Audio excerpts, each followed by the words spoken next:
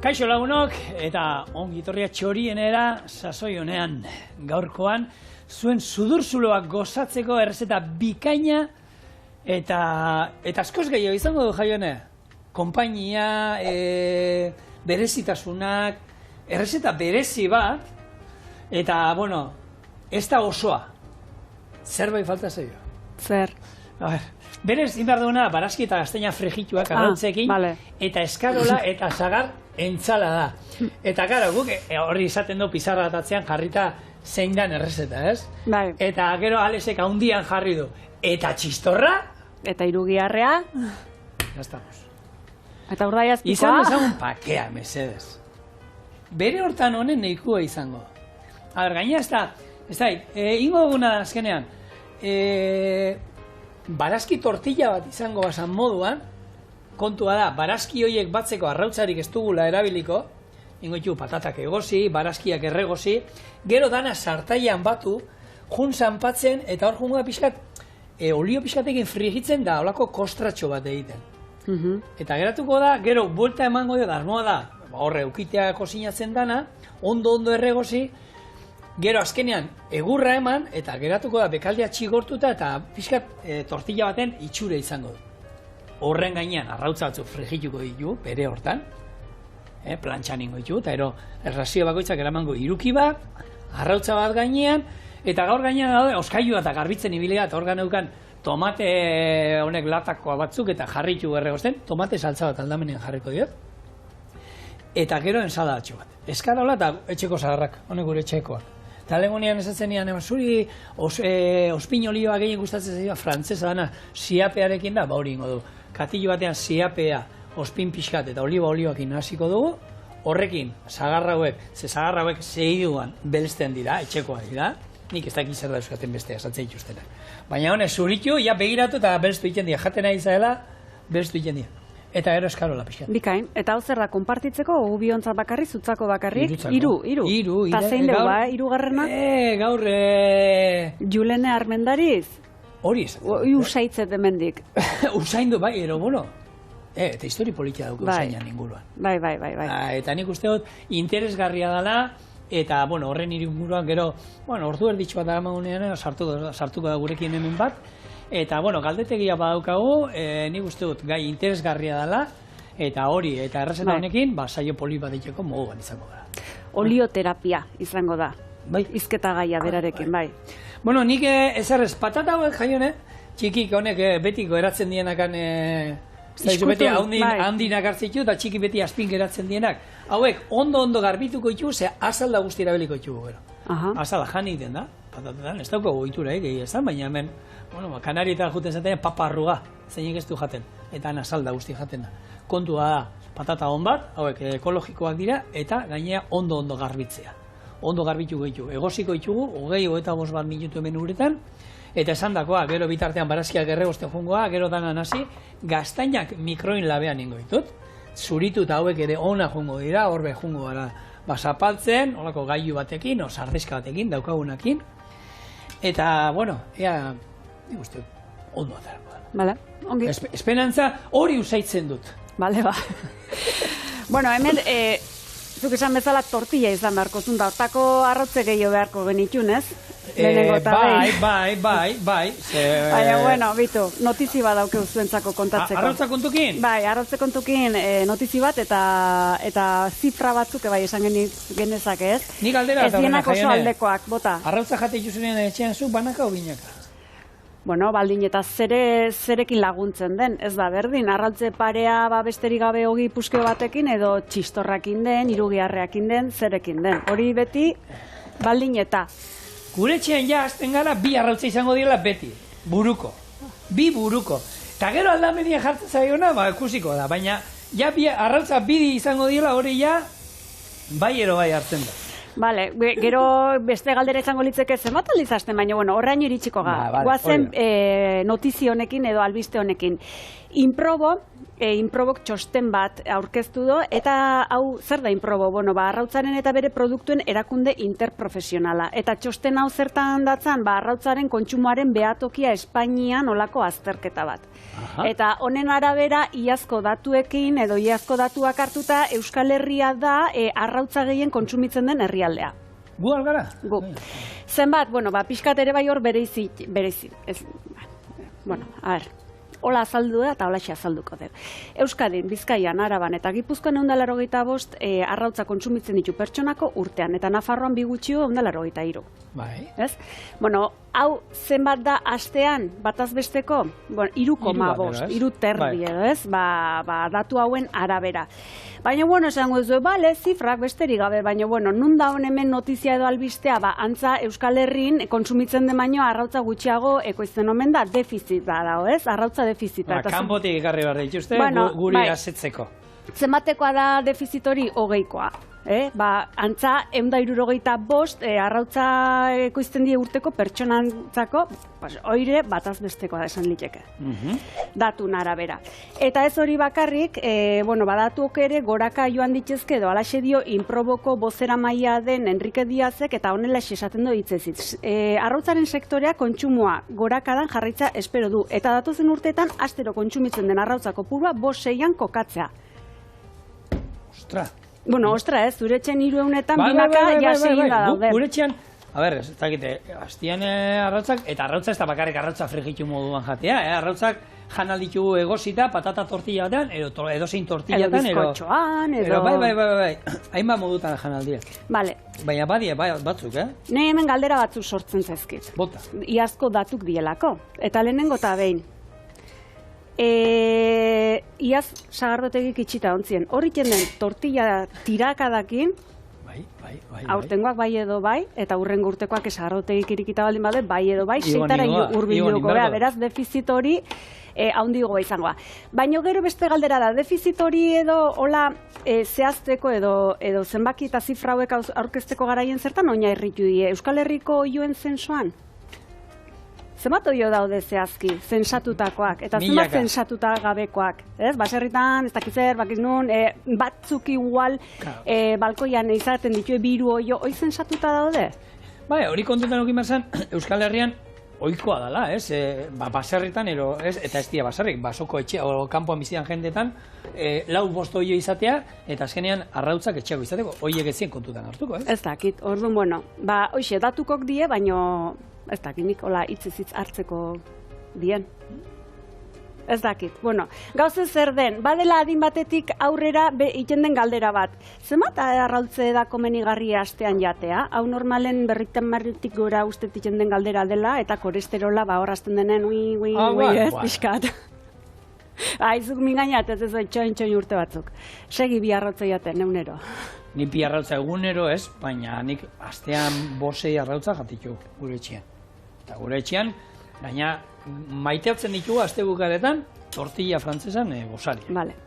Tortilla ikaina gozatzeko. Bai, bueno, ez dakit, etxaskotan egiten den galdera da hoi, zenbat arrautza da gomendagarria astean jate edo zein da, ez? Hola hasten dienen gure analitikak eta pixkator izartxokin eta bar. Bueno, ez dao datu zehatzik edo ez dao zenbaki zehatzik, esaten denez edo, naiz eta ezaugarri eta onura asko ditun arrautzak, asko ikertu izan da betidanik, baina beti berrikuspenetan dabil, ez? Milaka berrikuspen ditu, holako reziklatzen nahi die datuk, erabaten. Orduan, ez dao, esan litekena, hainbeste, ja ziurtatu dago, hainbeste arrautze astean. Egia da, horre egon zan sasoi bat, egon ziela niko, ez, demonizatuta modun, eta... Horratik, bai. Eta gero hori pasada, eta guk hemen Javier Agirrekin gogoratzen naiz, Javier Agirre medikua, eta berak, arrautzak janin bat, lasai. Bueno, ni gogoratzet, garai baten, azken finen ostalaritzen eta lan nahin da, beti garai hartan behintzat, adineko jendeakin eta harreman gehiago, kontaktu gehiago eta hola, ez? Eta gogoratzen nola, garai baten edo, esaten zen, gomendagarri da, bi arrautza baina gorringo terdi astean. Ni hori dauket, hola hemen sartu, hiltzatu dauket, eta nola pertsona batek itxezun arrautzak egosi, jatezun egun baten osoa, eta urrengo baten jangozun, zuringo osoa, baino gorringoan erdi. Osea, harrik esaten dena, medikun hitze eramatezun. Bai, eta gero besteak gordik zuen urreko... Bueno, bazuentzako edo... Bai, arek hori da amor propioa esaten dena, ez? Bueno, hola.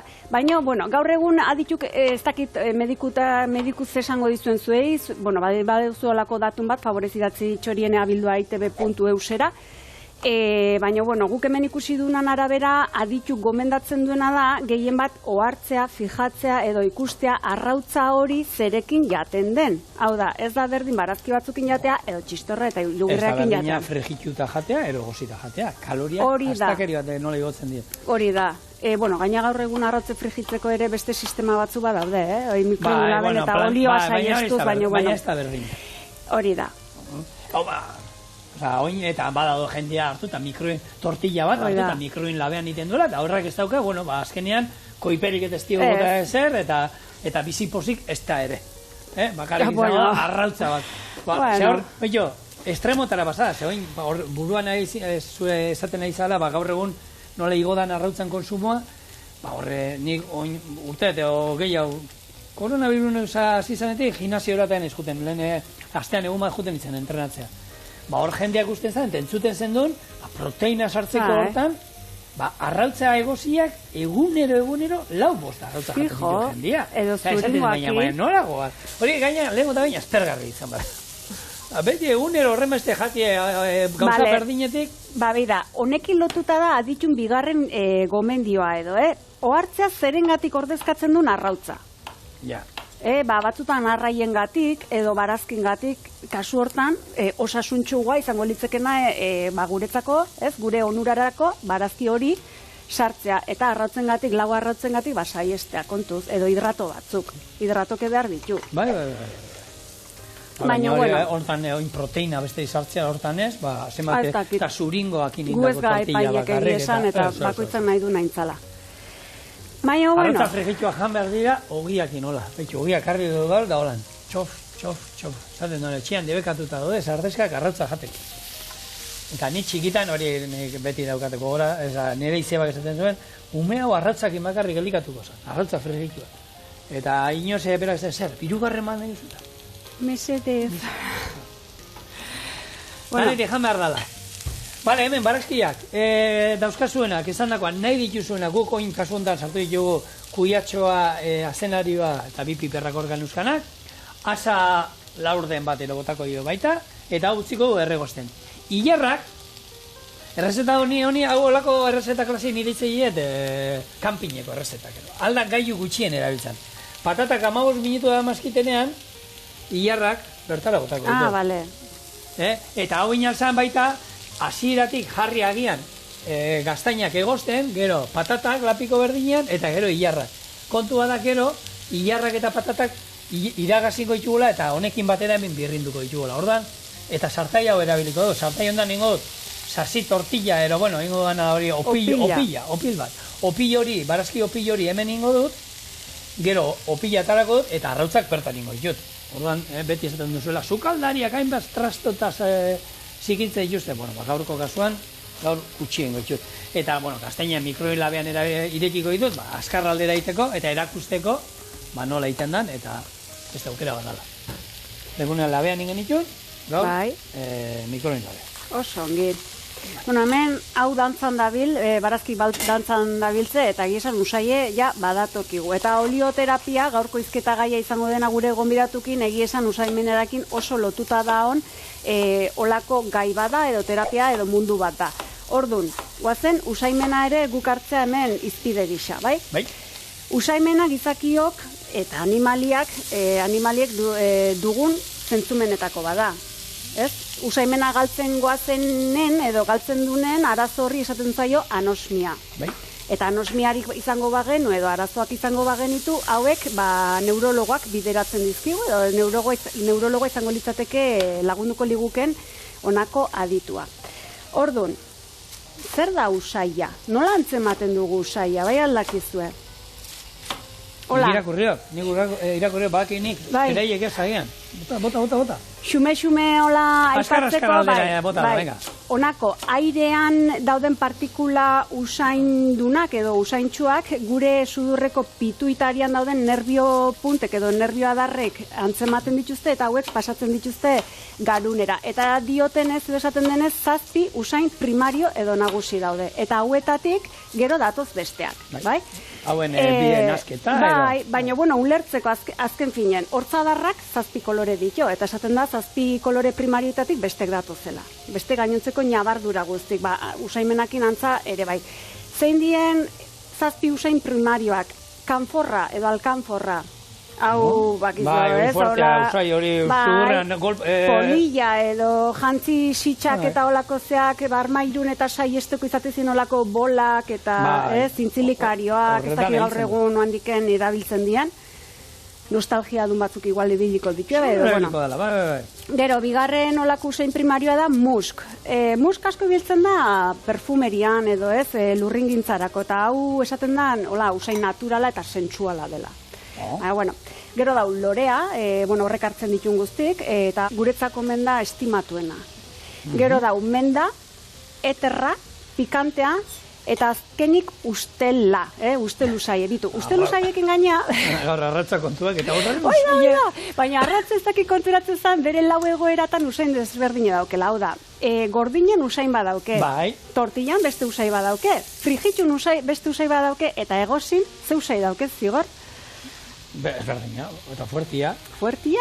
Egozina. Arrautza egozik usaia badaukate. Hoi izaten da, sukalena izan arrautze bat zuritzen, arrautze egozi bat zuritzen, sartzen da baten bat. Zein izan da? Puskarrana? Bai, zera. Ke ba? Hori bai, arrautze ustela ez da inoiz aukera izan duzuen, bitu, hori, ez da inoiz kontatuan, osabak, gure osabak oitubera zeukan lehen hartu, eta oiuai, jun oiotogira, txikitan, zulo batin jostorratzakin, arrautza holantzen eta eratea, oitxura zeukan. Eta alako baten, oianda batek ero, ez da, aparte egin zuen olako arrautza bat, eta antza, denbora, eta ustelduta, eta konturatu, ez? Kau, nea mama, kristona sarrak hartzen zara beti, arrautzak gutxi itxez itxustelako, eta berak hartu, defizita hortzen. Antza osa hon, zulatu, hartu eta sudur zulotik eretzen pasa antza usaia sartu zuela, eta hortik aurrera sekula gehiago, santan ez duela gehiago arrautzarik. Arrautz ustel horrei esaten zaio torta. Gure zeametza torta esaten zitzaio. Arrautze torta. Baina, azken finen, bida, ustel honen usai ere bai askotan lotzen da azufre usai honekin. Eta hor ez dakizuego gogoan duzuen, baina, azufreakin, pixkat, azufre usaitzu zonez batxe? Hola, kimikako gelan edo nez batxe? Ez, volkan baten ondoan. Boa, txabal. Zumendi baten ondoan. Jandugu, Portugale, Azoresen egiten da, daude errezeta bat, eta dala, olako toki bat da, dana azpian beru ateatzen da, egiten dutena da, hango tipiko kosido deitzen dana, zulo bat atxurrakin. Eltze bat, barruan sartzen dute, hori, betiko gure salda egiteko, eta salda bat egiten dute.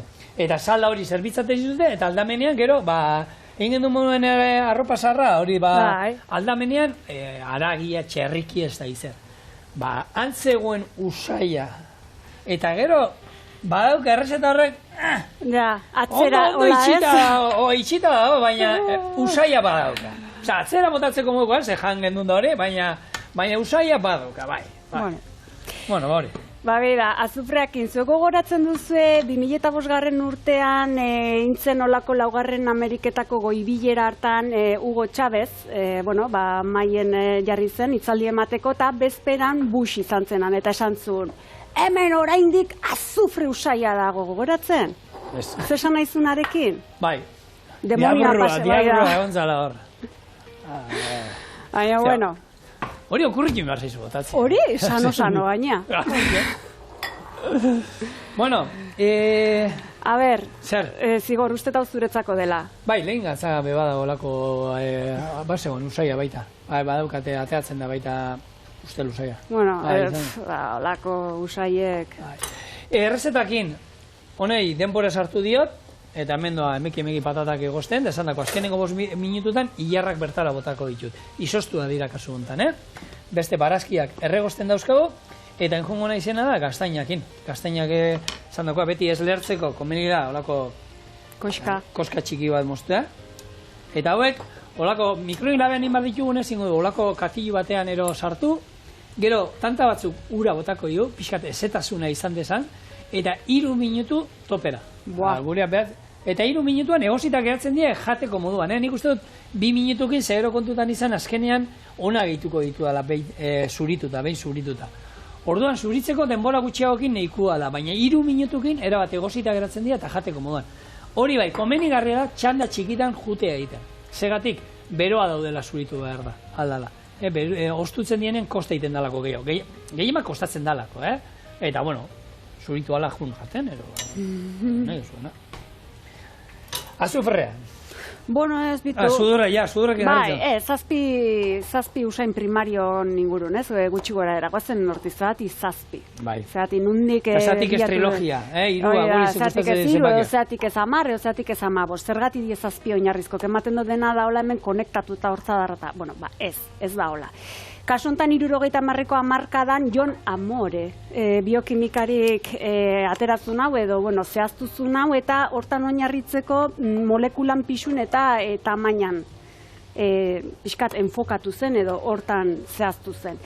Eta hortik aurrerako beste usain guztik, badaude idatzita, nahi baduzue bilatu, oso abaniku zabala da. Orduan, honek zer ematen digun pentsatzera edo ikustera usainaren mundua, esparrua edo olako alor hori, oain dela urte pile aztertzen den zientzia bat dela, edo esparru bat dela, kasu honetan 300 urte baino gehiago, baino emaitzak definitu gabe daudela oraindik. Zergatik? Gehien bat gizakik usain berak detektatzeko ditun gaitasunek oso ezberdin edielako. Niretzako usain bat agian konnotazio edo ezabat izan dezake tamaina batekoa eta zuretzako batez, edo beste batzuteko asko, edo niretzako usain bat oso atsegin izan daiteke eta zuretzako gorrotagarria. Alde batetik horregatik, eta iaz koronavirusak eragintzun olako beste usaimenan arazoa medio, nik uste dena berri dazten ere, ari den esparrua dela, ez? Baina, Bai, da, usaimenan esaten dute da, gutxien ezagutzen den sensoretako bat, ez? Usaimenana. Ez da, eta gero ere diotenez ahozapaiakin lotuta dago, Bai. Ahozapaiakin guztiz lotuta, zeren bai omen da jende adibidez, gustu egaldut, ez? Hau proba dastatut eta gustu egaldut, eta joan medikutara gustu egaldu dudulako eta medikuk ez barkatu, baino galdu dezuna usaimena da. Esan, orduan, Oin bitu, koronavirusanekin da lotuta, lagun bat daukat, upategi ezagun batean, dala enologoa, egiten dituzten ardoak eta dena usaierakin, da berak esan, nik koronavirusak harrapatzen badut, eta usaimenik gabe geratzen naiz, lanik gabe geratzen naiz.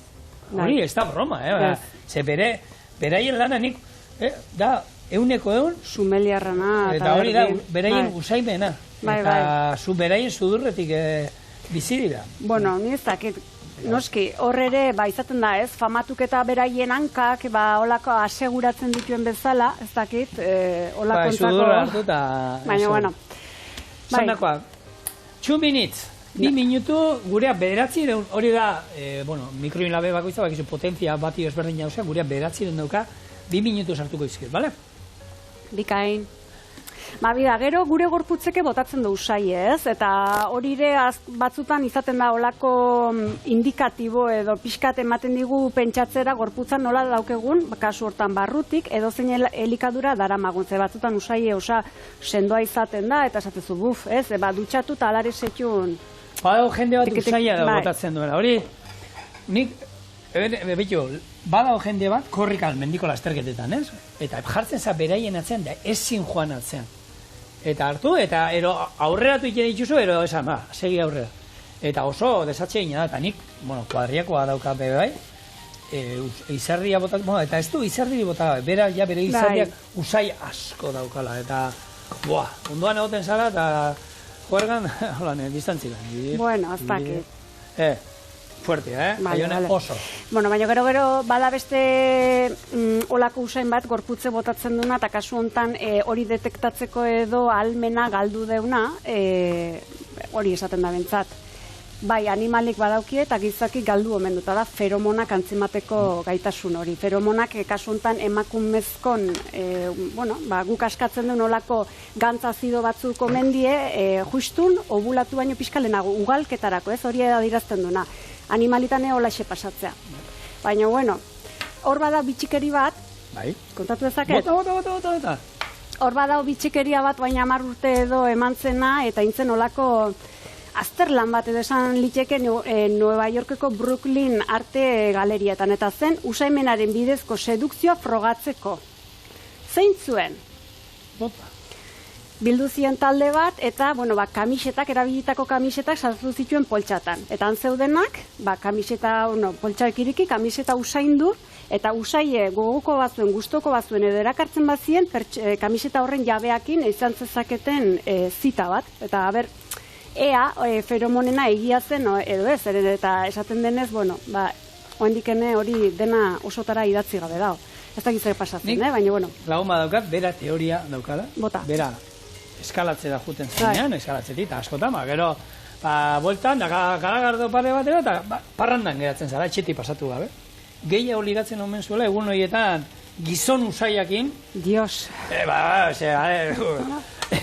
Bestela baino, etxera jundu txatu, txukun ateata, eta berak teoria hori zaukar, eta demostratuta zigor. Eta horietan beti ligatu izan dut. Demostratuta da onare omen da hola saltzei, feromonak, perfumek eta feromonak eta holako zeatan da hoik ez duela asko funtzionatzen, ez dakit. Ligoteoana... Usaimenak egia da, badauka seguzia, eta nik bikotearekin, baina lehen beti usai berdina dauka, eta... Baina esan nahi ez du perfumea. Perfumea, ez da, bere usaina, baina egia da, perfume, bera oso bere, eta da, nik hori usaitzen duanean, hor kalean honen da, oi? Maialen? Maialen. Tak, eta... Beratu iten da. Bueno. Peatzen denare da, azken finen, umeak, jaio berritan edo gurason usaimen hori antzematen dunen, ezagutzeko erabiltzen duen sistema dela. Hoi bazenekin, ez da, Zigor? Zer? Usaimenena garrantzitsua dela. Bai, hori da. Niri, lurrekin da gaintze hori hartu, eta kendu eta gainean jarri. Azalarekin, ez? Azalarekin da. Bai. Azaldu bazu nola zazen? Hau erregosten doa, eta bain gaztaina zuritzen jungo naiz. Kontatu hori, eta eringo duena, honi falta zaizkio 10 bat minutu.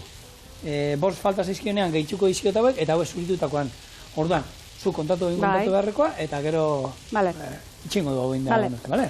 Beitu, umeen usaimena aurdunaldin lehenengo astetan garatzen omen da tripabarrun da honen 10. Aste hortan gutxi gora bera. Eta zergatik jaiotzen denen lehenengo eta behin, esnea usaindu behar izaten du, esneare ez hori antzemateko.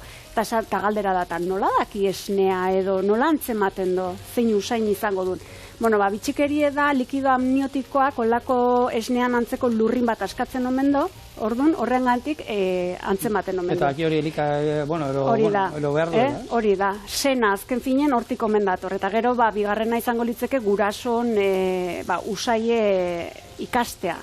Ego goratzet, horako aurdunaldiko ikastarotan eta nola esaten ziguten, umea jaiotzen denen zuen bularren jartzei zuenen usain hori ez duzu inoiz aztukota. Umean usaia. Guk umeana, eta egia da, hemen galditza.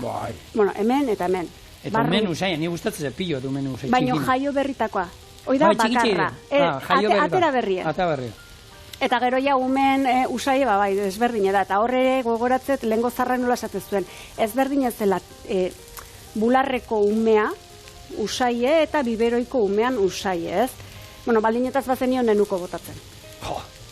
Ni hori izan betu, izeban etxea juten itzenean, ni gaina goratzen ez, ni poto hori ezema zeusaten, 2 litro, 5 litro, zenbat bota.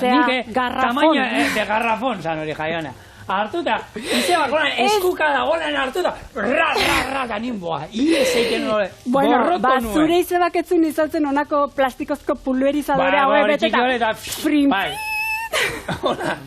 Etxean nolakoa dauko indik, Bai, daukago alkolak, Romero alkolakin, eta Baina, zigor, olako pulverizadorek gaur egun minimalistak eta zeagoa daude, bueno, noazoaz. Saltzen dute eta badaukagu, ni badaukat olako. Gogoratzen, favorez eta mesez eta erren, zuek oitako bat bali madokezu oendiken etxen, atera argazki bat eta bidali guzen. Ni oitako bat ikusteko gogoarekin nau, zenen eta kolore ezberdinetakoa zeuden arroxa, urdina, berdea, horia, gorgorrak zien, zapaldu eta gero bere itxure hartzeko oendiken, no bekizuen? Olakoa daukagu.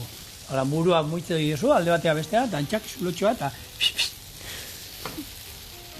Bai, olaixekoak ziren. Bueno, nik koloniak gorroto nituen, da nik goratzen izi zeba beti kolonia gainetik bota dut, ernegu bat, gorroto, nik gaur egunea kolonia ez ditut. Bueno, enaiz kolonia zalea. Zure izeba hogen momentu enten Inglaterrara joango balitz, jaunda jabe esaten dena, zeren eta nenuko guain, moda on omen da, eta Espainiako hainbat eta hainbat garbikari marka, guretzako dienak hemen xumenak, baina, bueno, ala omen da.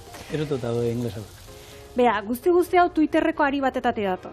Antza, han bizi den emakume batek, olako ari bat sortu do, esanez, anuntzio batzuk ikusi ditula saltoki batzutan, Espainiako olako garbikari marka batzuk izugarrizkoak diela edo goraipatzen dela, ez? Eta gaina esaten dela, gehiago, esaten omen da. Espainiako garbikariak onenak dira, ez Ingalaterrakoak bezalakoak ura nahasita izaten dutela, eta gehiago, gaina esaten omen du beraien artean. Garbikari hauekin, zuen etxek aberano en la Costa del Sol usaina izango dute. Bai, hori, bueno, aguzti hori hortik dator, ez? Bueno, antza, gaina ederki ordaintzen omen diek, guretzat agian hemen hainbeste balio ez dituen garbikari marka hauek, eta tarten gorenen top da ona nenuko da. Nenukon gati buru egaltzen omen du. 600 mililitrotako ontzitxo batek guk hemen 2 euro ordaintzen duna, 11 balio omen da. Hola, xe. Ze gauzak. Bueno, hilarrak hemen sartu ditut, eta gonbidatu hemen dagoela ikusita, utzi ezagun hau egin dagoen arte, gero izango da iragaztea, eta, bueno, ikusiko dituzu urrengo pausuak, eta bien bitartean, hori, gaztaina bukatu, gonbidatu sartu. Eta guk, Juleneri, harrera egingo diogu. Julene Armendariz, pedagogoa, terapeuta, osasun perinatalean aditua, haur masajean espezializatua eta besteak beste oligoterapeuta ere bada. Olio esentzialek egunerekoan zenbateraino lagundu diezaguketen jakin asmoz edo gure gana gonbidatu dugu eta hementxe da, arratsaldeon Julene. Arratsaldeon. Zeu zaimen hartu dugu. Zure sudura zer esaten du, zer dago hemen? Gozea izaite, benetan bai. Bueno, nik, ingo dena, azaldu, pixkat hemen jarritu dena barazki ezberdinak, usaila gehiena asa hartzen du nik. Ni bintzat asan etortzen zait. Eta gero, hemen egin dituena patatatzuk egozi, hilarra bota izkiot azkenean, da gaztaina batzuk ere egozitu, eta hor daude. Hau, barrura jungo da. Eta jungo naiz hemen, birrintzen pixkanaka, hartu, eta holako gailu batekin ero, patata bere hortan, Azalakin. Garbitu ditugu ondo, patata ekologikoa, lasai. Birrintzen, eta jungo dau, hemen asmoa da olako pila antzeko bat. Hau jungo da hemen erregosten dana, biltzen eta gero azkenean beru emango diot, eta tortilla bat bezala geratzea nahi dut, baina arrautza gabe. Orduan, gero, buelta ematea eta geratuko da barazkio pil bat. Barazkio pil honi arrautza frijitu batzuk gainean jarriko izkigu bakoitzak, eta gero ensala pixat, letxuga eta eskarola eta zagarrak. Aber nola ateatzen zaitu. Eta espada oso goxo, olako olio esentzialen botako ego gainetik, da horrekin gana konponduta. Bai, erabili daiteke, Baita? Bai. Ba, neurrian, bai. Nik ezautzen dut jendea kriston platera prestatu, eta gero olio esentzial gehiagi bota, eta plater guztia, zakarrontzia bota behar izan fuertegia gelditu dalako. Eta olio esentzialak kosinatzeko bai, Claro, adibidez, oreganoa ekarri dut, beste, eta oreganoa, Karo, oreganoa, belarran erabiltzen dugun bezala, olio esentzialian ere erabili genezake ba. Baina zenbat? Tanta bat, kazuela handi bateako adibidez. Eta horren onura, digestiboa? Claro, digestiboa adibidez, oreganoa oso ona da, bai sistema digestiborako eta immunologikorako ere bai. Orduan, erabilera ezberdinak dauzka olio esentziala, usaitu ingenezake azalean eman edo irentxi ere bai, eta sukaldean da modu bat. Prestatu genezake bai, adibidez, kutsara batean hartzen duzu oliba olioa, botatzen diozu oregano tanta bat, eta pasta kazuela bati bota. Vale. Eta hor, bai, ari geha aprobetxatzen, oreganoak dauzkan onuretako asko, orduan, beti neurrian, esan dezun bezala... Bai, zuk esan zura, izorratzea badauka plater batek, ez, holan pixkate... Bai. Bi hiru tanta bota, eta gero kustos. Eta gehiegi, bai. Baina adibidez oreganoa, albaka, perrejilea, gaur egun dauzkagu, 200 olio esentzialetatik gora, danak ezin dia irentxi, baina, bueno, espeziak dianak, bai, orduan, bai, sukaldean oso apreziatuak dira. Interesgarri. Bai, bueno, olio esentzialen mundu guzti hau nun biltzen den olioterapian, ez zer da, azaldu iguzuela zer den mundu hori? Ba, olioterapia edo aromaterapia da, olio esentzialak erabiltzen ditun terapia bat, eta horren helburua da, pertsonan ongizatea eta oreka hori bilatzea edo berreskuratzea, bai? Eta pertsona hartzen du bere osotasunean, ez bakarri maila fisikoan, ere emozionalean, psikologikoan, energetikoan, espirituala, bueno, maila guztik. Orduan guk olio esentzial behakin, adibidez, limoia ekarri ere bai, ez? Aber, gustatzen zaizuen usaia. Limoia ere, adibidez, goizetan, limoiura hartzen degunean gorputza garbitzeko, limoi tanta bat botatzen badiogu, horrek, biderkatu? Bai, pila bat, pH-a regulatzen laguntzen du, azidotasuna jeisten, eta adibidez, limoi honek fizikoki hortan lagunduko digu, baina emozionalki eta psikologikoki lagunduko digu pozakin konektatzen adibidez. Usai ere alaxe dauke, Bai, oso... Bizie horre igual, antzekotasun horretatik abiatuta, ez? Bai, oso pixgarria dira zitrikoak, eta adibidez oain ez, udazkenan egun eta zitrikoak etxean eukitzea oso interesgarria da, laguntzen digulako pixkat, giro honen, pixkat, iluntasun, gristasun hori, pixka bat pizten. Eta etxera sartu eta difusorean, zitrikoa jarrita, ematen digu beste txispa hori. Orduan, plano guztitan ingo luke lana olio esentzialak. Eta kasu honetan norentza da mesedegarri, adin guztintarako, txiki, ume txikitatik hasi, eta, bueno, esan genezake izaten da, ez? Bai, beti erabili genitzazke, beti prekauzio batzuk kontutan hartuta, adinaren arabera, kantidadeak ajustatu inbarria beti, ez da berdina, zazpila beteko ume bat, edo nin neukez, ze kantidade erabiliko dituten. Edo ere, urdun dagon pertsona batek ere, ezingo ditu beti eta nahi ditun olio esentzial guztiak erabili, edo medikazioren bat hartzen ari baldin bada pertsona bat ere, badago baten bat ezin den erabili. Osa, badaude hor gauza batzuk kontuan hartu bardianak, baina orokorrean danontzako da. Horrobena ditungana jotzea. Bai. Aditxungan aiotzea eta medikuari ere, galdetu barba zaio zerbait, kasuistika konkretu bat balima dago ere, medikuan hitza beti eta hori gauza pertsonala da, nahi du esan, jaioneri balio dionak niri ere balio dit, ero gertatu alda jaioneri balio dena niri ez balio dit. Hori da. Ze azkenean olio esentziala bizirik dagon, honei deitzen zaio landarean arima bezala, landarean bihotza. Eta orduan, ardoa bezala, ez? Segun guztan olakoa izan dan, egualdian olakoa izan dan, olio esentziala ezberdina izango da. Eta orduan baliteke, momentu batean jasotako olio esentzial honek jaioneri efektu konkretu bat itea, eta zuri aldiz ez hainbeste. Zure organismoa ere beste modu batekoa da, o beste momentu vital batean zaudezu, orduan, nik adibidez entzun dut jendea esaten, neri labanda olio esentzialak lagundutzean belauneko minak entzen. Nire litzaiak okurrituko igual hortarako gomendatzea, baina pertsona horri hortarako lagundu dio, ez? Orduan, hori da, erabilera oso zabala dauka, oso versatila dira zentzu hortan. Erabileran arten bat txundigarri hemen ekarri duguzun otar honetan edo, eta lehengo galderakin lotzen da, zein adinetarako da mesedegarria, norentzako da eta nola erabili daiteke? Bira, gure alabantzate prestatu nun, hau da, 5 mililitroko rolontxo bat, eta hemen daude olio esentzial tantatxo gutxi batzuk, eta gero almendra olioa. Beti diluitu egin behar dira olio esentzialak hori bai, ze bestela erlezake pixka batea azala edo, orduan beti diluituta. Eta hau da adibidez, nasketa hau, ahoko oain hortzak ateatzen nahi zaizkio, eta ahoko minoiek eta kentzeko. Hiltzea dauka, eta zuk badakizu... Klabo, anestesikoa, efektu anestesikoak ditu. Hori da, dentistek eta betidanik erabili izan dute anestesia hori lortzeko, eta hiltzea dauka, lavanda eta beste antiinflamatorio bat ere baiz naiz batzen. Eta orduan egiten dena da beti eskua garbiakin, pixkat behatzean zabaltzen dut, eta entzian ematen diot, eta lasaigarri gisa. Lasaigarri gisa, eta orduan da modu bat, botikin natural bat eukitzeko, ez? Azkenean... Eta askotan, hola ume txikik dienen, ez dakigula nora jo. Beti nahi deuz zein, eta ez, erremediok ez ditu eskura izaten, orduan zemat eta erremedio gehiago, hobe, eta tarten bitu naturala bada, zer esanik ez. Bai, gaina honek laguntzen digu, hori ez, modu natural batean gure osasuna eta gure ongizatea autogestionatzen. Nik uste pixka bat, txip aldaketa o begira aldaketa badi joala horrea, ez? Geota, ez, autogestio gehiago, osasunean, elikaduran, ez? Piskatere horruntza bagoaz.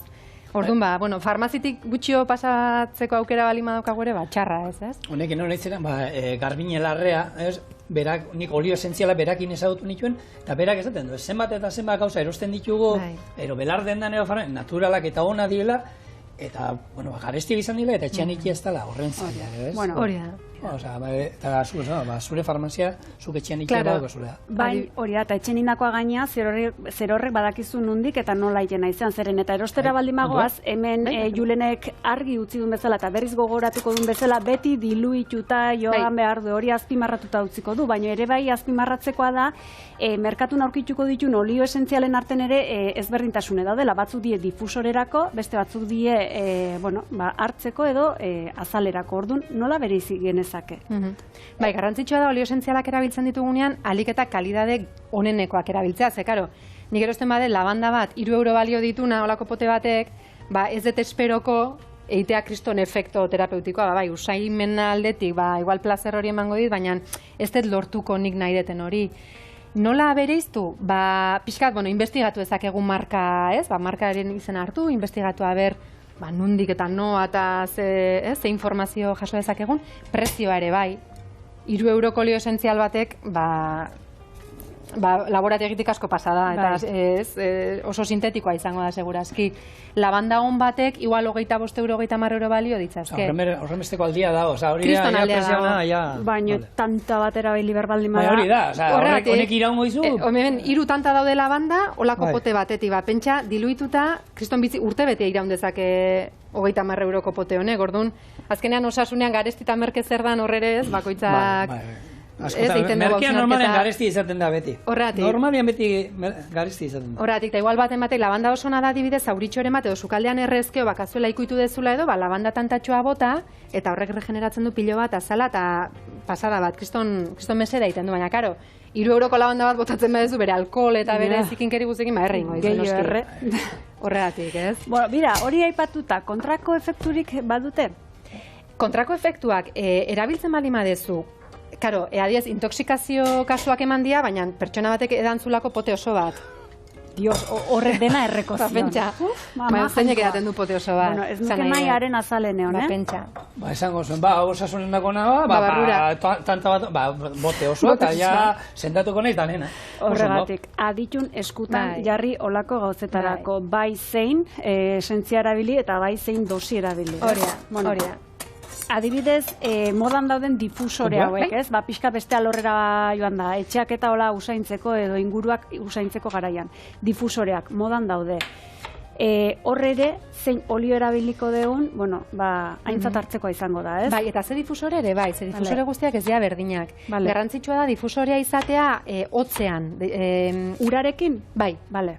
Olio esentzialak bota, ura bota, eta izatea, hotzean esaten zaio. Gaur egun gaina elektrikoa daude, ez? Ola baten dien hauek, hau da, esaten dena erretzeko edo kandelatxoakin dien garaibatekoik albada ez. Zehorrek gaina olio esentziala erreiten du. Eta propiedadeak erreiten dizkio. Orduan, usaia, berriro, usaituko dugu, baina terapeutiko daukan puntu hori ez dugu jasoko. Baina difusoreak egiten duna da, hotzean, egiten du olio esentziala hartu eta puskatu egiten du molekulak askatzeko. Orduan molekulak askatzen ditu, eta guk usaitzen ditugu.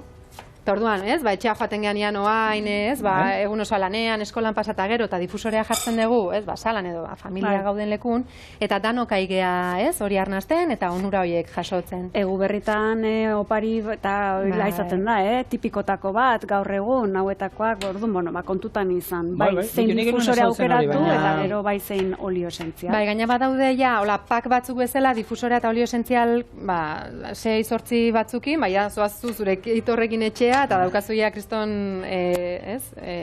botikina prestatzeko aukera hor. Segundua. Opila.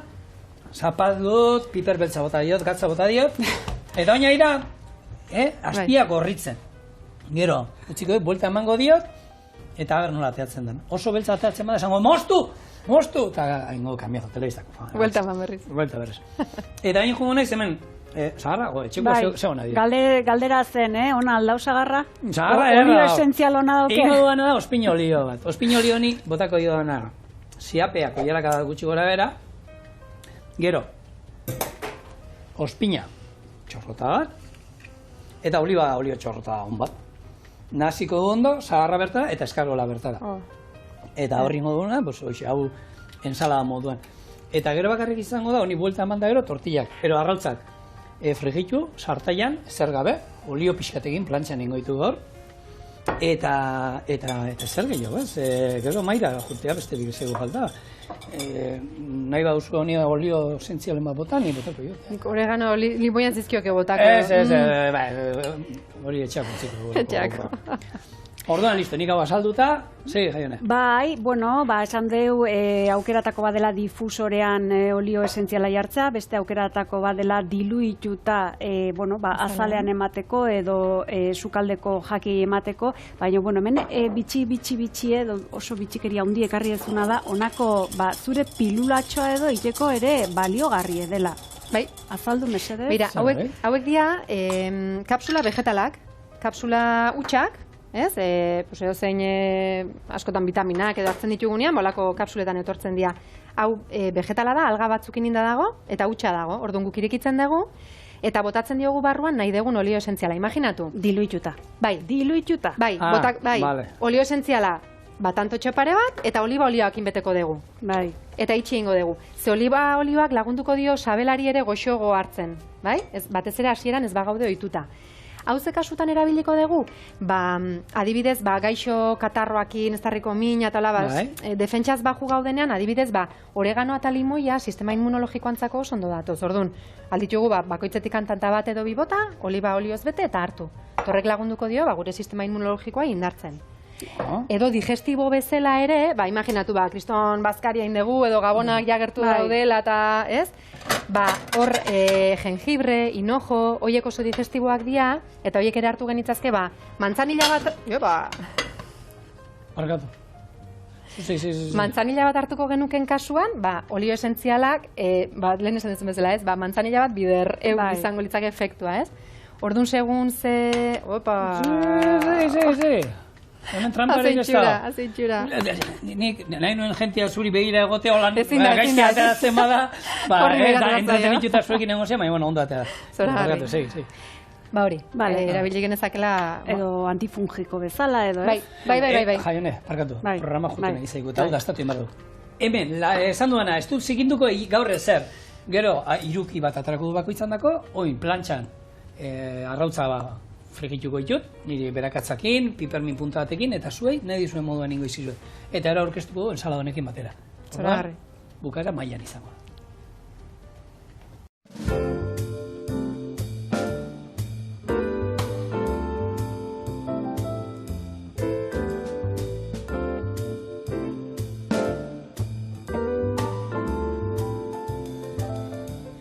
Bueno, Julene, zigorren proposamena, bertan. Itxura harra. Azkeneko galdera txiki bat, umentzako edo aurrentzako masajen ikastaroak ematen aritzen zara, masaje on bat olio esentzian diluitu on batekin, zelan? Potentziatzen du berriro, ez? Masajeak beak jadauzkan onurak. Guke Donostiko udaletxeakin batea, daukagu proiektu bat hemen Donostin bertan, eta hasiera taldeak egiten ditugu, eta ordunentzako taldeak eta, hemen digon bitare hortaz interesa eukiko balu norbaitek, informatzeko, ze benetan lan ederra iten dugu familiak eta konpainatzen. Eta horre, olio esentzialak ere sartzen ditugu pixkat, laguntzeko, ez, guraso geanok badakigu, ez, aurrekin, eta egoten dira hor kasuistika ezberdinak, gaixoaldik, edo emozio historik, eta eskolan egokitzapeneko zailtasunak, eta olio esentzialek laguntzen dute pixka bat prozesu horiekin, orduan. Eta norbaitek informazio gehiago jakiteko, zer imar du? Instagrameko kontuak eta e-maileko kontuak hor uzten ditugu, eta jartzeko nerekin harremanetan lasai, eta itzengo dugu behar dan guztiaz. Oso, no? Jate besterik ezeko. Besterik ez. Venga, eman, egurra, beldurgabea, a ber ziritze zaizuen. Ze sudurretik printzipio sartu da. Bai. Lehenengo Bai. filtroa pasatu du. Bai. Agarroin urrengua. Bigarrena. Pixkan astuta. Oso gontxoa. Ona. Bai. Gaztainan puntua. Etxako moduko. Eta kanpinako moduko. Oh, no. Bueno, honekin bukatu saioa. Eskerrik asko gurera etortzearen. Eskerrik asko zuei. Eta horra bestaldiko dire. Eskerrik asko. Eta horren arte. Bihar arte edo. Izango gara. Bai. Beti bezala. Isu bat. Agur.